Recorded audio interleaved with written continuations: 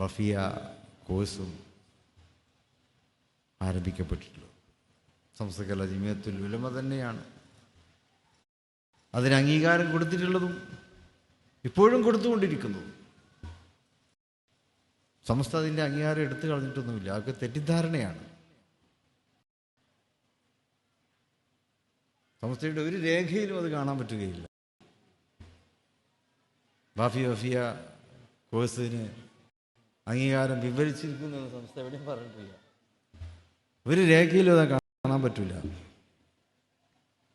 പിന്നെ സോഷ്യൽ മീഡിയയിൽ ആരെയിരുന്നു അതൊന്നും ആരും കാര്യമാക്കേണ്ടതില്ല.